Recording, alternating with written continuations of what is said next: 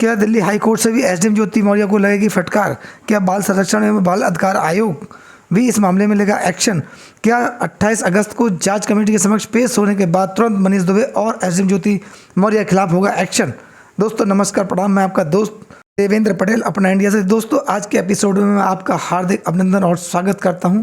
आज मैं आपसे इन 3 मुद्दों पर विशेष चर्चा करूंगा और पूरी बात आपको विस्तार से समझाने का प्रयास करूंगा। दोस्तों एसडीएम ज्योति मौर्य जो दिल्ली हाई कोर्ट में गई थी, जिसमें उन्होंने अर्जी लगाई थी कि तमाम मीडिया चैनल्स और मीडिया संस्थानों में और सोशल मीडिया पर जो मेरे अगेंस्ट जो गाने, मीम्स और न्यूज चल रही हैं, मेरी अनुमति के बिना इनको तत्काल हटाया जाए, क्योंकि इससे मेरे निजी जीवन में प्रभाव पड़ रहा है और मेरी निजता भंग हो रही है। मेरी अनुमति के बिना किसी भी प्रकार किसी भी चैनल पर कोई न्यूज ना चले।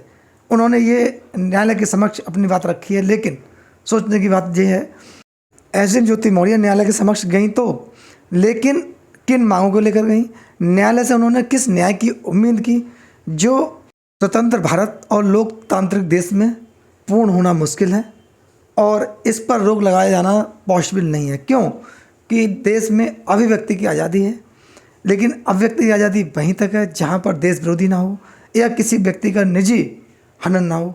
लेकिन ये मामला एसडीएम ज्योति मौर्य का निजता का नहीं है, क्योंकि ये मामला देश का है, जनता का है, भ्रष्टाचार का है, अवैध धन वसूली का है और तमाम मुद्दों का है, अनैतिक प्रेम प्रसंग का है, जिसको उन्हें कोई फंडामेंटल राइट नहीं है। लेकिन एक चीज़ और भी है इसमें, एसडीएम ज्योति मौर्य अगर न्यायालय के समक्ष गई, अच्छी बात है, जाना चाहिए। हर आदमी न्याय की उम्मीद से न्यायालय के समक्ष जाता है, लेकिन एसडीएम ज्योति मौर्य न्यायालय के समक्ष इस बात को लेकर नहीं गई कि जो आलोक मौर्य ने मेरे ऊपर आरोप लगाए हैं तथाकथित प्रेम, यानी कि उन्होंने जो मनीष दुबे से मेरे अगेंस्ट प्रेम प्रसंग का आरोप लगाया है वह फेक है, या जो मेरी वीडियो ऑडियो जो वायरल हुई हैं ये फेक हैं।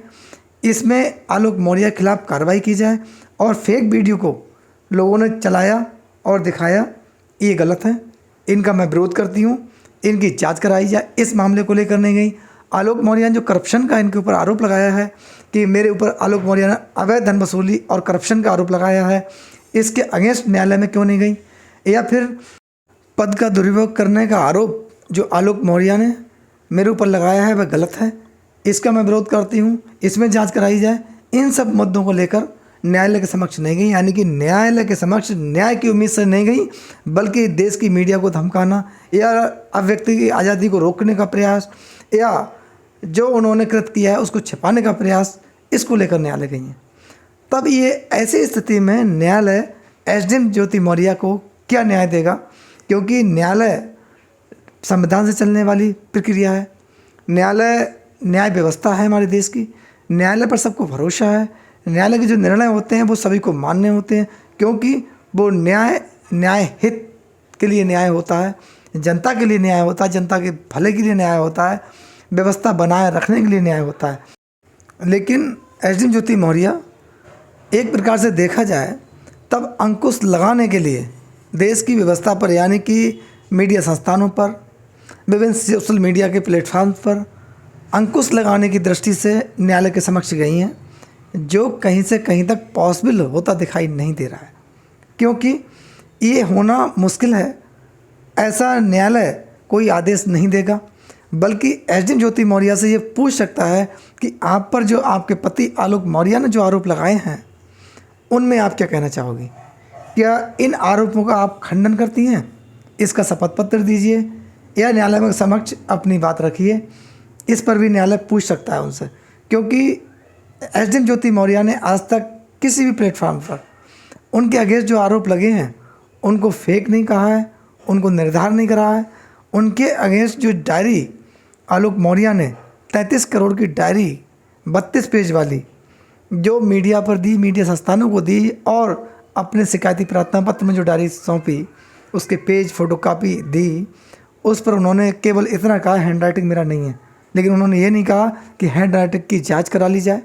मैं इसका सामना करूंगी। एसडीएम ज्योति मौर्य को न्यायालय के समक्ष इन बिंदुओं पर जाना चाहिए। ऐसे में ये प्रतीत हो रहा है कि न्यायालय से एसडीएम ज्योति मौर्य को फटकार लगने वाली है, क्योंकि न्यायालय इसमें किसी प्रकार का ऐसा कोई आदेश नहीं देगा जिसमें कि जनता का अहित हो या लोकतांत्रिक व्यवस्था पर कोई ठेस पहुँचे। इससे पहले भी एसडीएम ज्योति मौर्य लोक भवन गई थी इसी मैटर को लेकर। ये लोक भवन में उन्होंने कहा था कि मेरी छवि खराब हो रही है और इन्होंने एक प्रार्थना पत्र दिया था, लेकिन वहाँ से भी इन्हें कोई रिलीफ नहीं मिला और वहाँ से बैरिंग लौटना पड़ा। तब ऐसे में माना जा रहा है कि हाई कोर्ट से भी इन्हें कोई रिलीफ मिलने वाला नहीं है, बल्कि एक डांट लगने वाली है हाई कोर्ट से भी, क्योंकि जिन बिंदु पर इन्हें न्यायालय के समक्ष जाना चाहिए था उस बिंदु पर न्यायालय के समक्ष नहीं गई, क्योंकि ज्योति मौर्य को सच्चाई का सामना करने में बड़ी कठिनाई महसूस हो रही है दोस्तों। और दूसरी बात मैं एक करता हूँ आपसे कि बाल संरक्षण एवं बाल अधिकार आयोग की।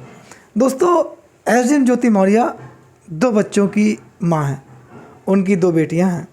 आलोक मौर्य पिता हैं और पिता का भी अधिकार है अपने बच्चों को स्नेह करना, अपने बच्चों का पालन पोषण पर ध्यान देना, क्योंकि आलोक मौर्य अभी तक ये सिद्ध नहीं हुए हैं, ना कोई उन पर आरोप है कि वो अपने बच्चों के प्रति गलत थे या उनका व्यवहार गलत था। तो ऐसी स्थिति में बच्चों से आलोक मौर्य को दूर रखना ये भी एक कानूनी अपराध की श्रेणी में आता है। इसमें ऐसा संज्ञान में आया है कि बाल संरक्षण एवं बाल अधिकार आयोग भी इसमें एक्शन लेने वाला है, यानी कि बाल अधिकार आयोग की भी इसमें एंट्री होने वाली है। एसडीएम ज्योति मौर्य पर जो आरोप लगे हैं वो आरोप काफ़ी कठिन है और गंभीर प्रवृत्ति के हैं।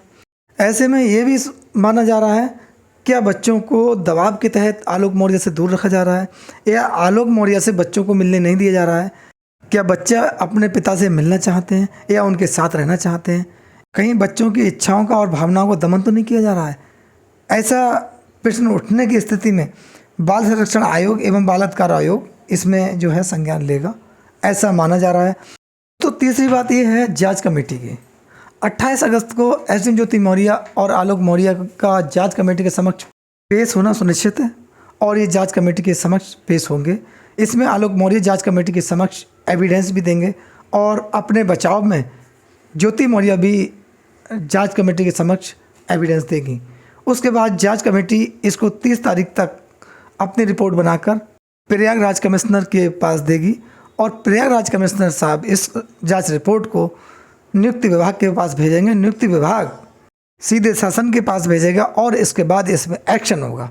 एक्शन की प्रक्रिया जब होगी, इसमें मनीष दुबे, ज्योति मौर्य जिन पर आरोप हैं और अन्य अधिकारी भी जो इस भ्रष्टाचार की जांच में आएंगे या शामिल होंगे और दोषी जब पाए जाने पर इनके अगेंस्ट कड़ी कार्रवाई होगी और पनिशमेंट इनके अगेंस्ट तगड़ा होगा, क्योंकि इसमें SDM Jyoti Maurya, Manish Dubey and brigade इस मुद्दे को भटकाना चाह रहे हैं, लेकिन ये मामला काफ़ी ऊपर बढ़ चुका है। देश की जनता के पास, जन जन के पास, गली नुक्कड़ चौराहों तक पहुंच चुका है। इसके एविडेंस भी सार्वजनिक हो चुके हैं। इन एविडेंसों को झुटलाना मुश्किल होगा, तो ऐसा माना जा रहा है कि कार्रवाई भी होना सुनिश्चित है। देश की जनता बाल संरक्षण एवं बाल अधिकार आयोग की एंट्री का और दिल्ली हाई कोर्ट के निर्णय का इंतजार कर रही है। उसके बाद ये जांच कमेटी भी इसमें क्या डिसीजन लेगी और क्या डिसीजन होगा।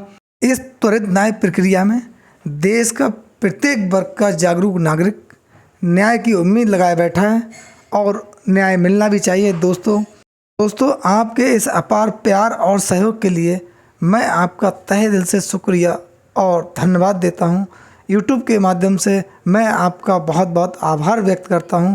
अपना प्यार और स्नेह इसी प्रकार मेरे साथ बनाए रखिए।